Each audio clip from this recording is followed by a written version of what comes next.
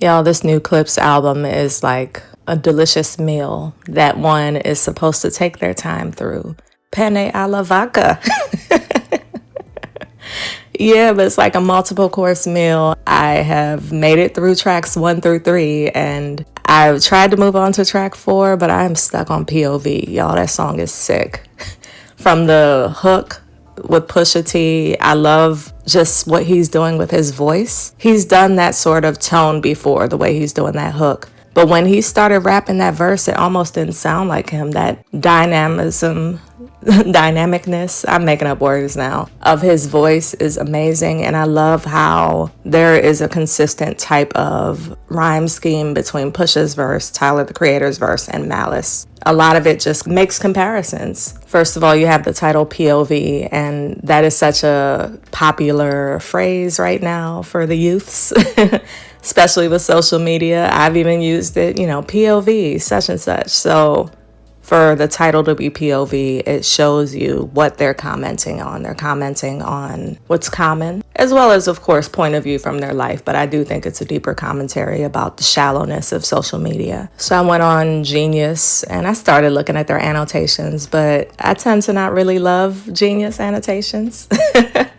But it was a little helpful looking at that hook, POV, kilos in my back. I love how Pusha says my back instead of Maybach. What is the proper pronunciation for those who buy cars or who are into cars? Another line that stands out from that hook, they content create, I despise that. I create content, then they tries that. Love that so much.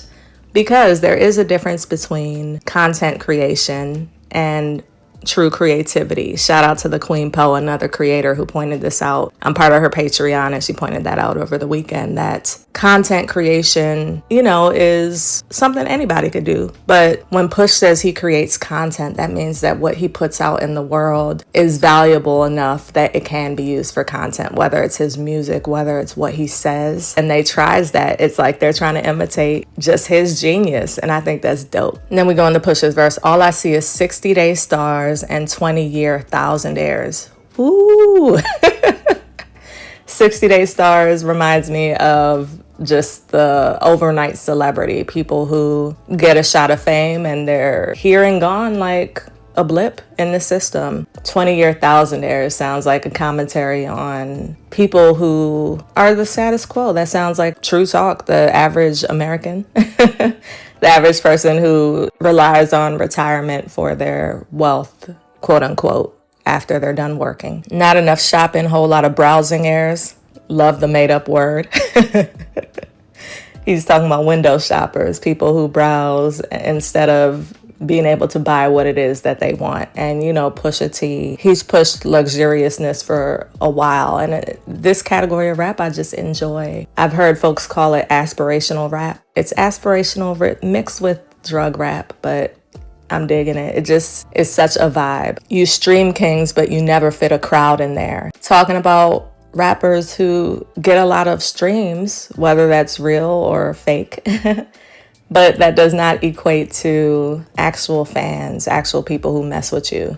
Makes me think of years ago, there was a Black woman creator on TikTok who had like a rack of followers. And she did a meet and greet and nobody showed up. There is such a difference between internet fame versus real fame, real impact and popularity. And that's no shade to that creator. It just shows the difference between the parasocial internet relationships versus when people have a connection to you because of the art you put out into the world. I've seen things that I'm still not even proud to share. That's commentary on his old life, but I also think it's commentary on probably the music industry. Look at how the walls of the industry are falling down, and we're finding out a lot of the smoke and mirrors that we looked at as success and wealth was really a lot of bullish, Think about the recent P. Diddy case and just a lot of the things that are coming out. I think it's not just his past. I think it's his present as well. Tight line too. Sand color Rolls Royce. We like Saudis here because Saudi Arabia is in the desert. Also, when you think about their skin color, folks from that region, they're tan. So that's like a double entendre right there. The only Audi here is driven by my au pair. So au pair is a full-time, or it's like a nanny. It's a French word for nanny. And usually au pairs live with families or spend a significant time with families. I'm from the DMV, and when I lived in the city, especially Northwest gentrified areas, you saw a lot of African women au pairs with little white children, taking them to the library and such. So the fact that his au pair is driving a car that's still out of reach for a lot of people tells you just the level of luxury that he is on. It reminds me of the Hove line from Me and My Girlfriend, or his version of Me and My Girlfriend, where he says, the only time she wear a Burberry to swim. Send a hit through a text, ain't no shouting here. I'm so powerful, I don't have to raise my voice. Pusha's so cool. I spent summer with Connects. I love that mountain air. I just love what he does with his voice. This is a cool song, y'all. And then we go to freaking Tyler, the Creator. He has so much fun wordplay. Call me Mr. Brella, how I weather the storm. Reminds me of Hove's line, whenever there's a drought, get your umbrellas out, because I'm about to brainstorm. I'm paraphrasing, but get your umbrellas out. He weathers many storms. Him saying I peel off like an orange.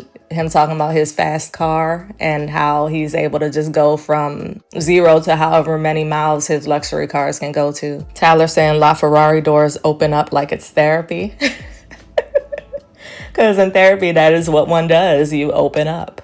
You open up about your past, and just that comparison with how his doors open up is funny. Then he got that number ain't bread to me, bread meaning money. That million is crumbs. When you think about crumbs, that's just leftovers. He's saying I got so much money, the millions is just leftovers that I could just brush off the table. I love how Tyler fully embraces who he is. He says, I'm not a tough guy, I'm a flower boy. Flower Boy is the album that got me into Tyler, the Creator's music in the first place when I was listening to Dissect's season about Flower Boy. And Flower Boy is his most vulnerable work. It's him talking about his relationship to his sexuality and masculinity. So for Tyler to be on this feature and still be able to be himself also shows a shift in culture, right? And he talks about them bees get you stung. Bees pollinate flowers, and we even see bees on the cover of Flower Boy. Bees could be the people around him. It could be women. Bees as in the B word. Yeah, they will buzz for me. So basically he got people who's willing to make noise for him. My nigga Push keep dirty white moving like mosh pits. I love that line right there. So I grew up in the 90s and mosh pits were more popular and or like Pusha would say, ugh.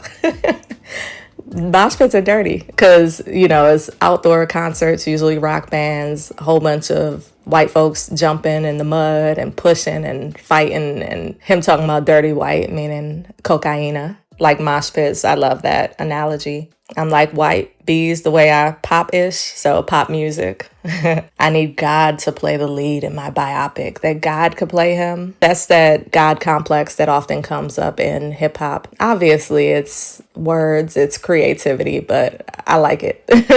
I wonder how No Malice felt about that line right there, though. But the lines of Tyler's verse that really got me at the end, he said, the curse of the zeros. So curse of the zeros meaning more money, more problems when you have a lot of money. When you become the devil or the tap dancing Negro, that money can either corrupt. Again, think of Diddy trial, and I'm not commenting specifically on that trial, but there is a commentary that one could make about the more money you have, the more you're able to also bend other people's will to be what you want them to do. You have access to control people. Him saying that, or the tap dancing Negro, basically the money can control some people, some black folks, so that they have to tap dance, that they have to perform or play a certain role in order to keep that money, that you have to be appealing to white folks, white audiences. You can't be your full self because you're performing. Then he said, I came to terms that I'm probably outgrow my heroes. Woo! That the level of growth he's on, the people who he used to look up to, he's already reached their level. That's what's up. And then last we go to Malice's verse. Oh, this verse is so good. I didn't realize how much I've missed just hearing Pusha T and Malice together and how well they complement each other, even just vocally. Malice said if they had to weigh the operation, call it obese, that his operation is big. I mix it like Mahomes, then I tell him go deep. So Patrick Mahomes, He's mixed. Get it? Go deep football analogy. Just to think I built a rap career off an OZ, an ounce, drug money. I'm watching new ninjas rap just to OD. Ooh, that's sad kind of when you think about the generation of young rappers who have died and drugs, the impact of drugs on youth culture. If I didn't give you both sides, I wouldn't be me. Basically, he's not just going to give you the luxury, he's also going to give you the ugly parts of that lifestyle. And I find that to be maturity. It's not just glorifying a life, it's also telling you the hazards of that lifestyle. As far as I'm concerned, I do really be he. I love that language because he's basically saying, I am him. He is I and I am him. Shout out to Jigga. I can open up my closet with a skeleton key. So a skeleton key is old school keys that usually are in mansions. It also made me think of the movie Skeleton Key. I just watched that movie recently and how there was that skeleton key that opened up all these different doors, but specifically in an attic, that basically his closet is humongous, is what I'm receiving from that line. And he said, if I lie to myself, I can sell it to me. Ooh, he's such a good salesman that he could sell a lie to his daggone self when he knows it's a lie. I keep bringing up Hov because he's my favorite rapper. And Hov is another aspirational rapper, but it's like him talking about, I sell ice in the winter. I sell fire in hell. I am a hustler, baby. I sell water to a well. I had seen an interview where they asked Pusha T and Malice, like, what verse do you wish that you had said instead, or what lines had you crazy that your brother said? And Push pointed out how Malice said, I done sung along with rappers I never believed. Yikes. We could listen to his hip hop, but not everybody rapping about their real life. And sung, who that sound like but Drizzy Drake?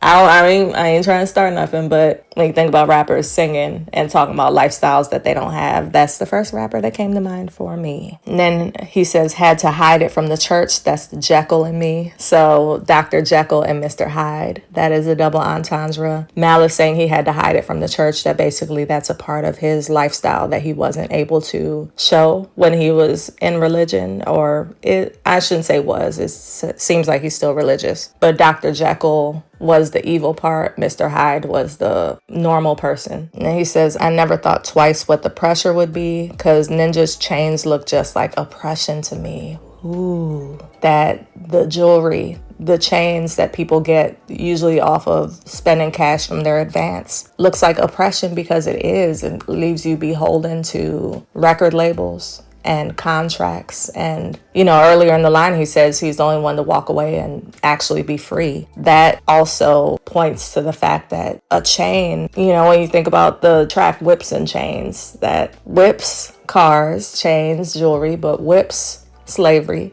chains, oppression, being tied up. I love P.O.V. This is the song of the day. I have had this joint on repeat. And I listened to the songs that came after it, So Be It and Ace Trumpets, but because I've heard those, I keep going back to P.O.V. So that is where I am in the album. I'll continue to let y'all know what I think and what lines and parts of the album speak to me. But yeah, this is so invigorating as a hip hop head, as somebody who grew up in my own golden era of hip hop, the 90s, to be around in 96, just that year for hip hop, and then 98, like just all the beautiful music that came out at that time. And this is giving me that fire, that excitement that hip hop and wordplay and rap and culture give me, and I'm grateful. So thank you, Clipse, for making my day. Hope y'all enjoyed this analysis. Let me know what y'all think about P.O.V. What lines stood out to you? Do you like the Tyler feature? And for the rest of y'all, if you enjoyed this breakdown, subscribe to the channel. I talk about words and wellness. I say that this channel is where creativity meets holistic wellness. So I love to talk about creativity, but from an aspect of someone who is actively pursuing wellness, holistic wellness, physical, spiritual, mental, all of that. So if that jives with you, subscribe. And until next time, I'll holler at y'all later. Much peace. Bye-bye.